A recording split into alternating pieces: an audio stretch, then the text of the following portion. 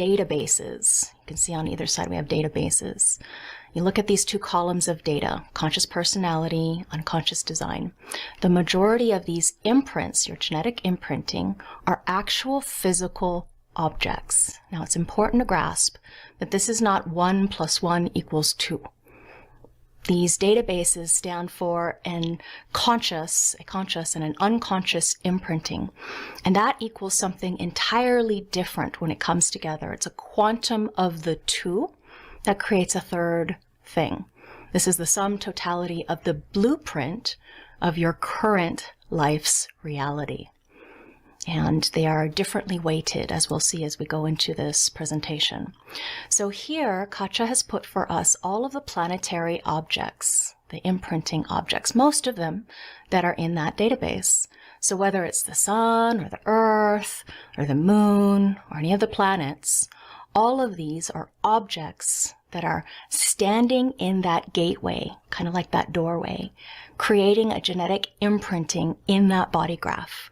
So you can literally think of them as like outstretched hands reaching out to the other side.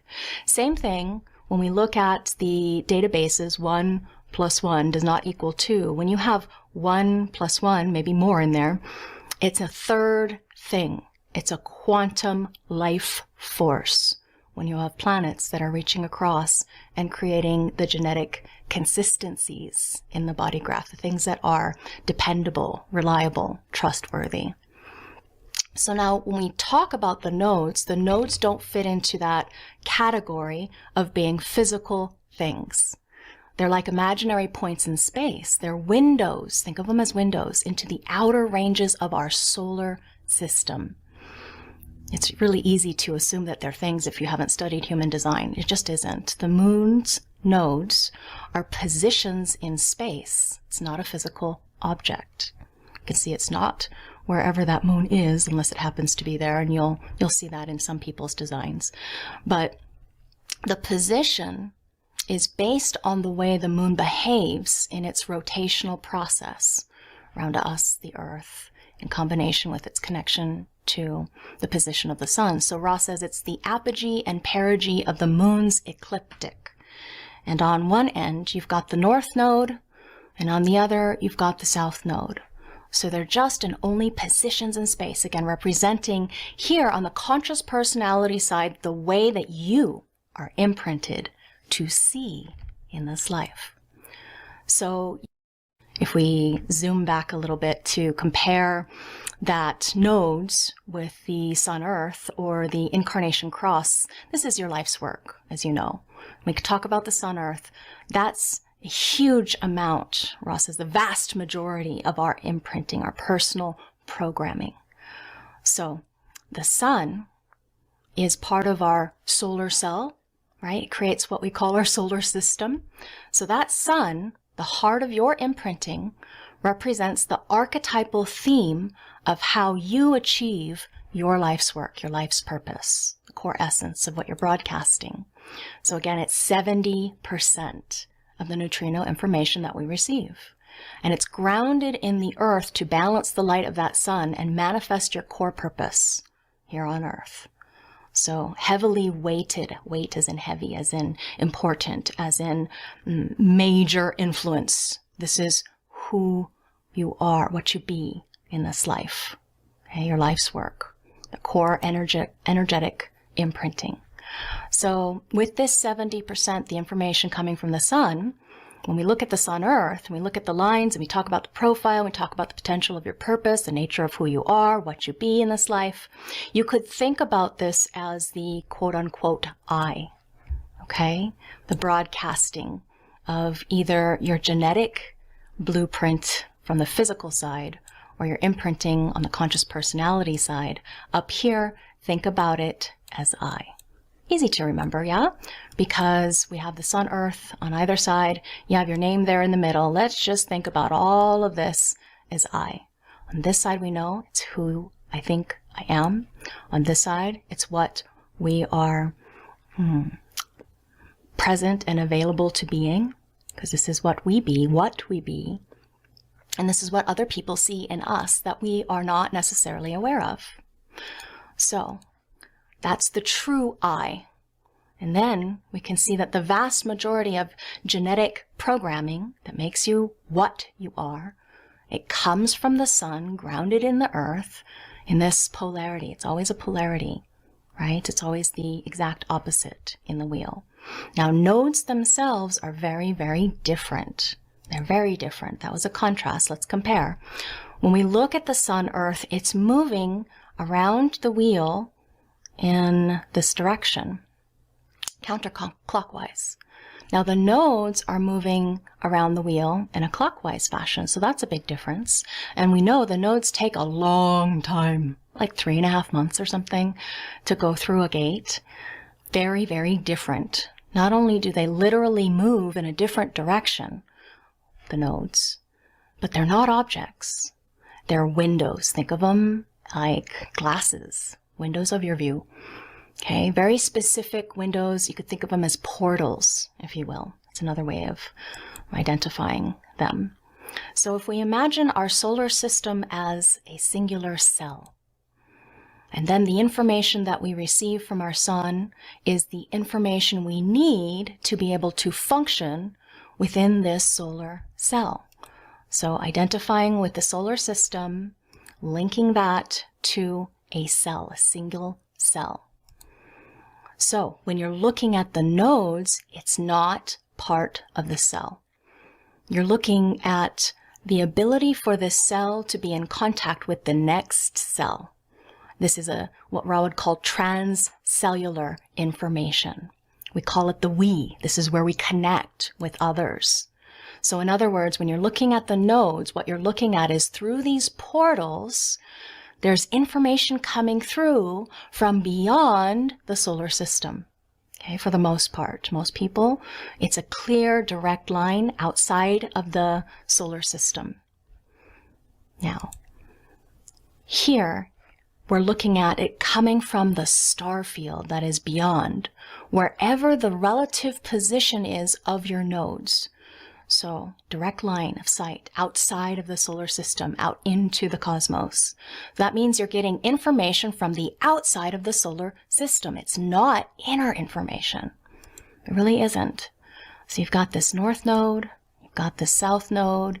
These are the windows of the nodes that opens up information that comes in that is not affected necessarily by our solar system. So let's go look at the planets. Think about these planets. Remember how the planets influence how we show up. Besides the sun and earth, these are the accents, nuances, and subtleties. They take both cellular information from the stellar information from the outside of the solar system, also the sun processing through the planet, and then the planet itself filters it, giving the planet's particular flavor to your design.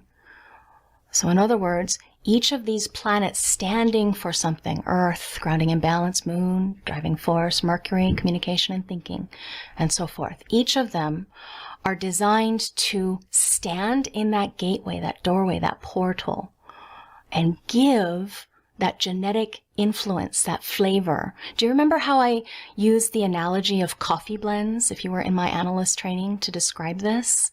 It's like different flavors to the coffee that is you. And so when you add on the nodes, these nodes, only through these nodes do you get stellar background frequency from outside the solar cell that's coming in from the outside, that is not being filtered or flavored by any planetary objects. Sometimes I like to call this the soup, or it's like a road that you're on in those big cities where there's a name for the road on one side, and then somewhere in the middle the road shifts, it changes, same path, but the name is labeled something different on the exact opposite side. So if we look at this example, sometimes we have anomalies. It's not normal. It's not common. It's not uncommon either. Sometimes there's people, we know some of these people in our classes, don't we, who have in their charts planetary objects. Now here in this example, it was the Sun, Earth in conjunction here. You can see the little symbols down there. In case you can't see them, they're larger up here. So how this impacts in terms of your design is that the quality of the information you're getting from the outside of the solar system, our solar cell, is being filtered. In some ways, Ra would call it a limitation. It's also pointing to a karmic fulfillment of purpose, which is really a fascinating thing. One of the things I'm really curious about, fascinated by, interested in. So when we look at the pure information from the beyond, wherever the beyond happens to be, whatever gate activation it is, this is information coming from the stellar background frequency through into the nodes. So when we look at this, you can see it's about being up there, being, this is the I, who we think we are, because we're not talking about the conscious personality construct. And then we also have the seeing. Nodes are about seeing. You see that? It's seeing. Seeing, seeing, seeing. Everything is about seeing. So this is where we connect up with the we. I'm going to write this on here to get it really clear. The I, who I think I am, core essence, broadcasting in this life, grounded in the earth, what I think I be. And then we have the we, okay, on this path, in this journey. How we see, how we connect up with what's outside of us. This is where we connect up with the we in our lives. The nodes are part of the we. So it's important to understand that about us. Ra says it's not simply a question of being correct in terms of your profile in this life. Okay, you cannot just get to the correctness of purpose, he says, unless you see correctly. And it is only through the nodes that you actually see. Only through the nodes. This is how we are attuned to what we are seeing. So here, when we look at the conscious personality nodal configurations, this is an utterly unique way of seeing each of us. Sometimes we have planets there that would filter. Sometimes we have channels. Sometimes we have hanging or dormant potentials. Sometimes we have definition. There's all kinds of combinations that could change these points of imprinting. So you can see now, here we have an example, exact opposition. So what you're dealing with when you have nodes, just like with the Sun, Earth, it's an exact opposition. You can say it's a mirror gate across the wheel. Now don't get it confused with a mirror gate across the body graph. As an example, the 36 and the 48, those are mirrors to each other in the body graph itself. But the mirror gates in the wheel, the oppositions in the wheel, they're always going to be polar opposites of each other. So nodes are an exact opposition. Exact opposition. As the nodes move very slowly, exactly, across the way. So this opposition configuration, it's very important to keep in mind, because what it means is that at the level below the line, they are unified by the same construct underneath. So they both carry the same color, tone, underneath the base. So it's always important to see that the Sun and Earth is an exact polarity, and then the North and South node, always just an exact polarity, as you can see. Now when we come to 3 of the different places in the body graph, in the mandala wheel, where we have an opposition that creates definition. This is showing us a very consistent way of seeing, where we never really quite leave the South node behind when there is a definition there, because it's solid. Remember, the life force is in the channels.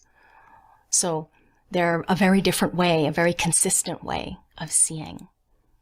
These 3 different combinations of seeing. So when you look at this, exact oppositions in the wheel, remember that it's going to be different combinations depending on what else is going on in the functions, the centers that these activations happen to be in. If there's a definition, that's one thing. If they're just hanging off of a defined place, that's another. If they're a dormant potential, like with mine, that's another. You know, so it's always going to be very different, specific to that individual. Remember all the coffee flavors that combine to create your unique drink. And to Ra and to me, this wheel, when you look at it, I've gotten a bunch of posters from IHGS. It was actually at Human Design Canada that I got them originally. But now they're for sale on IHGS. Of course, all the images and stuff. It's nice to print that image up on the wall, just sit, maybe gaze at it, contemplate it, meditate on this wheel construct. If you're a professional especially, it's really, really magical. And that first thing that we grasp here is understanding the polarity that's built in. So when you look at the wheel, you look at the hexagram chops on either side, Ross says it's nothing but a dualistic mirror. He would call himself a dualist. You know, there's a this and a that everywhere. There's dualities built in, polarities built in everywhere here. So whenever you look across the wheel now in a straight line, you get to see the mirror precisely of that hexagram. Now don't confuse this again with mirror gates in the BodyGraph. This is a different thing. But this magnificent structure of the wheel itself is a pure, exact hexagram mirror. So let's go look as an example. The archetype is, if you go from the second gate, here's gate 2, which is the yinist gate. You can see all yin lines. Broken lines are yin lines. And we can see that right there. We're looking across the wheel, exactly across, and we get the yang, the yangist gate. 6 yang lines. Exact polar opposites of each other, mirrors of each other. A this and a that. They're the same, it just depends on which side of the wheel you're standing on. They're mirrors of each other. You can see that. So, 6 yang lines. 6 yin lines. When you watch, as you gaze across the way at each of these, you'll notice the polar opposition. Okay, the polar opposition. So here in this wheel, what that means, because there are 64 hexagrams, that means there's always going to be 32 specific basic oppositions. In the broadest, largest sense, what it means is that you can reduce how we see down to the smallest number. Yeah, the smallest number is the way that humans see, literally 32 different ways. 32 different ways of seeing these basic, different, fundamental, foundational ways to see. Now, there really isn't only one way to look at things. Each of us attuned to seeing things very, very differently from each other. The one formative truth. No one has a hold or a grasp on the ultimate truth. Everybody's truth is individual. It starts with the where we be and how we see. What we be, then where we be, how we see. That helps us frame our contextual, conceptual reality. Each of us attuned to seeing things very different from each other. So Ra would tell this story about how if he took 32 people, each of them with different personality nodes, and lined them up all along a street, arranged a car accident right in front of them, and then transcribe, take down what they saw, you'd have 32 different perspectives or descriptions, because everyone is attuned to seeing different things. It's part of how the platform of how we see to create our conceptual framework of reality. Okay? So when we look at the deconditioning process for human design adults that come into this, it takes at least 7 years. We know that. I can tell you from personal experience, the shift in the following years deepens things even further, a whole different, more radical level as well. It's like you get past your first 7 and oh, it's still going. We still have more deconditioning to do. It's like layers of an onion. Now, Ra taught that when you begin the experiment, slowly but surely, what happens is when you're making decisions correctly as yourself, you begin to align to these two things. The correct way of being, okay, the way of being, this is our being. And then the costume fits better. You feel more comfortable in your own skin. But then it's important to see, understand here, also the seeing is a big part of what happens. If you don't see properly, you cannot fulfill your purpose, your life's work, because it is that very seeing, the windows of your viewpoint, that fuels our perspective or our distraction, our framework of how we see. If we don't see properly, clearly, he says it very definitively, you cannot fulfill your purpose. Again, you cannot fulfill your purpose, your life's work, because you're not seeing in a way that leads you to have the motivational frequency that is correct for you. And it's not like you can just decide, oh, I'm not supposed to be seeing this way, let me turn and face the other way. It doesn't necessarily work that way, unfortunately. We can give you guidelines, we can give you signposts, and it's not like you're always supposed to be seeing in this one way. The mind, because of its polarity, it vacillates back and forth. We can give you the signposts to attune to the correct frequency, to see in alignment, absolutely. So what the nodes literally represent is the world around you, the place, the people, what you're attuned to seeing in that world around you, how you see the framework of your viewpoint. So the tendency is, if you look at your design, you see your nodes, and maybe you go read the line, right? Here's a line, gate 2, the receptive, gate of the direction of the self, first line, intuition.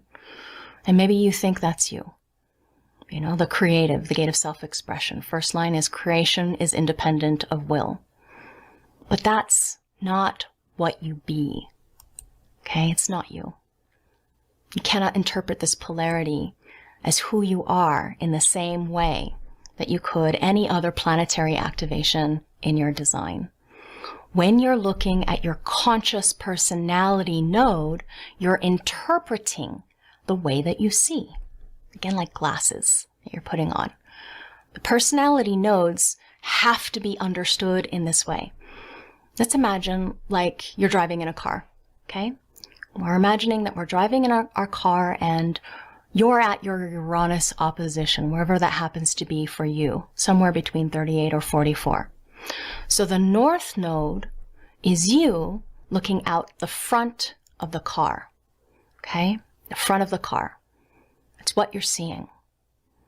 It's what you're seeing, and it's that whole life story. You're seeing your whole life story in that way, how you're seeing, okay? The south node is when you look to the rear, where you came from. So that's where you came from. Okay, so now, remember, we are 9-centered beings, Uranian creatures. So this means that we take the south node and the north node of the moon, and we can divide our life through this Uranian cycle. Because Uranus is really odd, wacky, weird, has a cycle that's approximately 84 years. When you get to the half cycle, that we call our Uranian opposition. So this is the moment when you move from the south node themes to the north node themes. The road changes, the frequency changes. So this is what happens as you mature. Guess what? You get to see things very differently, polar opposite in a sense. Those of you who are older, can you remember going through this? Mine just happened last year, so I definitely remember feeling the shift. Polar opposite way of looking at things. Your maturing energy, your Uranus opposition. It's not that you radically change, it's that like you can have a midlife crisis, what Ra calls classic Uranian midlife crisis. It doesn't bring a crisis physically, it's a crisis in terms of what you're seeing because the theme of what you see is shifting. So all of a sudden, everything alters. Now, it's not overnight, like I snapped my fingers, but relative to the life process, the Uranus opposition is strongest the 7 years around that date. So you can start to feel it. You feel the shift. I get most of my clients around this time, or their Saturn, or their Chiron cycle. So although you can be in exactly the same world, when you come to your Uranus opposition, you will see everything very differently. Remember, it's a polar opposition. This is why your opposition brings a crisis. Okay, the crisis is that everything you see is shifting dramatically, really dramatically. So, seeing is the foundation for the mind. Okay, seeing is the foundation for the conceptualization process of your mind. We're only talking about the personality construct, okay, on this day and time. The great dilemma of what it is to be in a dualistic construct. Now, this is something that you may not have come across before, because what we're looking at here in being a dualistic construct, this conscious personality and unconscious design, there is not a balance. You can see that Katja made this smaller and made the design bigger. Okay, there's not balance here as far as the imprinting is concerned, because personality crystals do not have as much impact as design crystals. There's no balance here. They are not equal. Just because there are two calculations on either side of the body graph doesn't mean that they're equal. They're just not. They're simply not equal. If they were in balance, Ross says that we'd be dead. And they're not in balance, because we're alive, obviously, aren't we? And they're particularly out of balance in the way in which we're configured, he says, because our form dominates. The body is the life. The body, it's one precious life, this one precious experience. It doesn't reincarnate life after life like the personality crystal. Not in the same way. It gets recycled every single time we are incarnate with a new vehicle, a new form. So this one precious life, the form dominates. Whatever it happens to be for each of you, when you look down at your body graph at the split view, look at the form. I can remember in the beginning of my human design experiment, really going through everything with a fine-tooth comb. Yeah, reading everything, trying to understand it, trying to grasp it, wondering about this and that. And it's not like I did it on purpose. I just really identified consciously with the conscious personality imprint, that blueprint. Didn't know this about the form.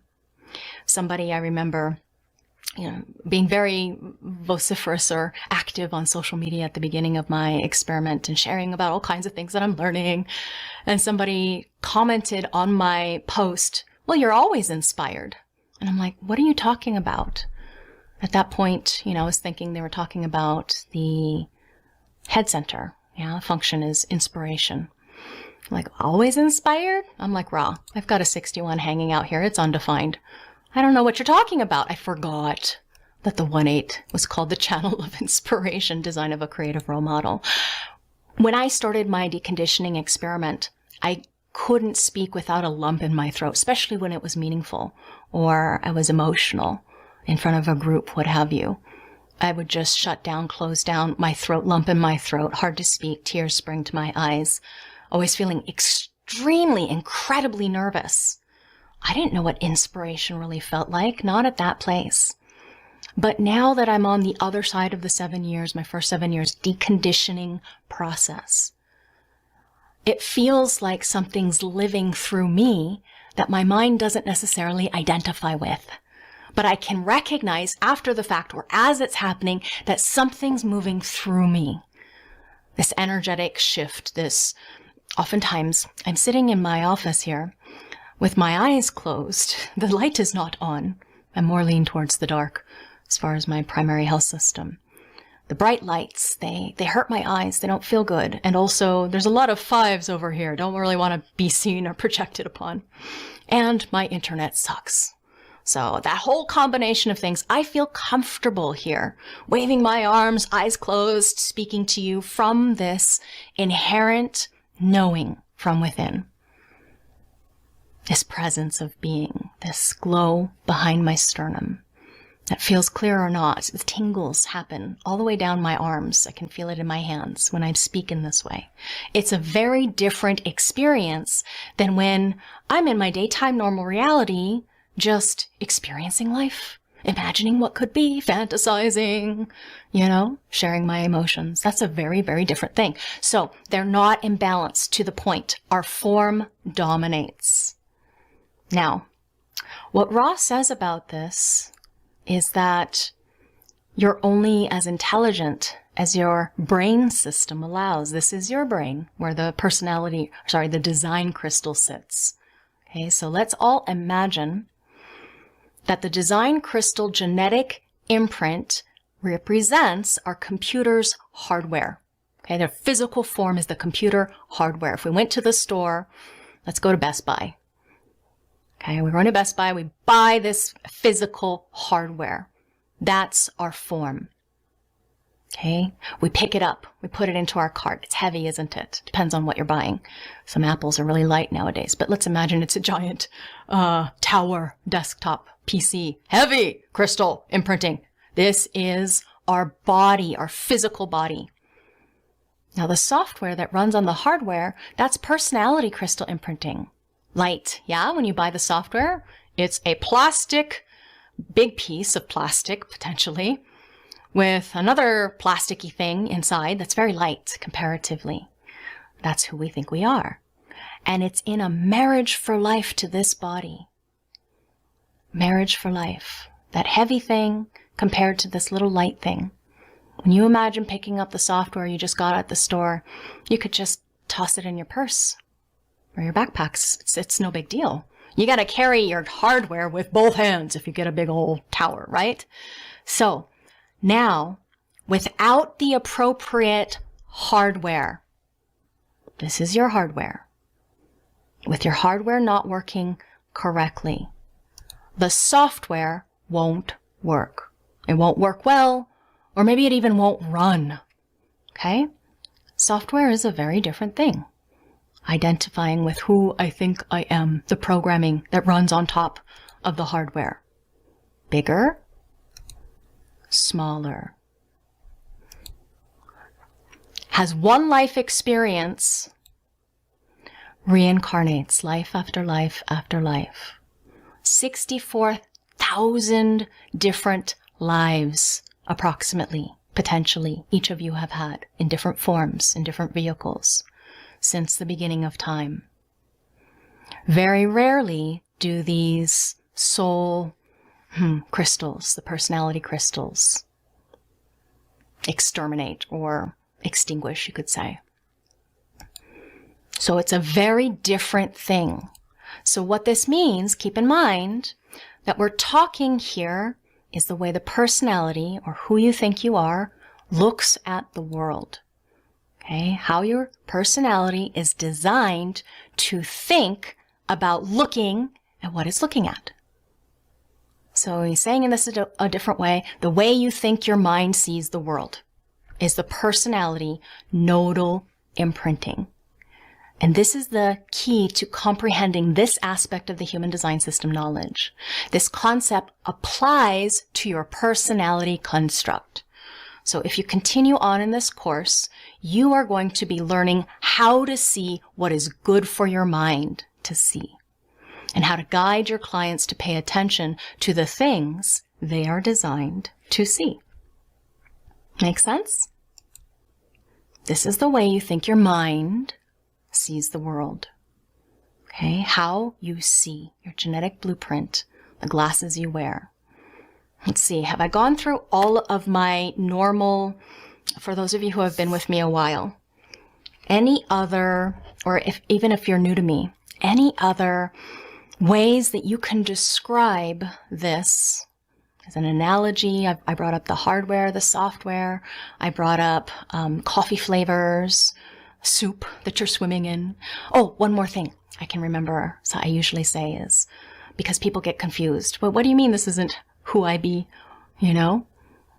If it's in a channel configuration, it's a strength in you of how you see. Okay? Part of that strength and relational dynamic with another aspect of yourself. Yeah, the planets, the coffee flavors. Or if it's in channel by itself, 4323, 3420, 3740, and then whatever is in combination with that planet. Okay. So the nodes, the way that you see, we can imagine it like we are fish swimming in the sea.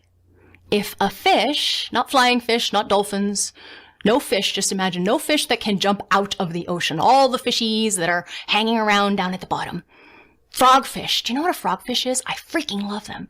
They've got this little angly hook in front of their face, and they're really freaking weird. They look like frogs.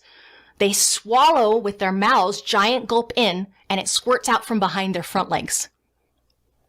Was it front legs? Yeah. So weird. And that's how they swim, or they walk sometimes. Okay. So a frogfish has no idea it's in water because that is its contextual reality. That's your nodes. That's my other way of describing it. Is everybody very clear about nodes now? I want to make sure how to guide your clients to pay attention to these things that they are designed to look at, not the things that distract them away from fulfilling their life's work. These are heavy, heavy hitters as far as the aspects of what you're going to analyze, especially when you get to incarnation crosses and to cycles. It's a big deal. Okay, so we really want to make sure we go all in on these nodes of the moon. So, again, Ra says about looking at your conscious personality nodes that if that's your seeing, you need to see that. I mean, that's the whole point. For your mind to work properly, for your gift, whatever your gift happens to be, to come out. It will resonate through that way of seeing because what you see is the best, is where you can apply your talents, your gifts, your processes. What you see the best is where you can apply your talents, your gifts, your processes. There we go. That is all of the information that we have here on this presentation. Anybody want to share as far as how you understand the nodes? Anything else? Oh, one more. Actually, I use it on the body side. The body side, I describe how, let's imagine you're driving and you're going through a forest. You know, all these trees. I love it when you drive through the trees that are hanging over the road and it feels like a tunnel. And then all of a sudden you break out of the forest and now you're in fields. I love those tall fields of grass that are dry and they're just waving in the wind. They have that. So that's how it is as far as it's different. It's the same road, but it's different. It's very, very different.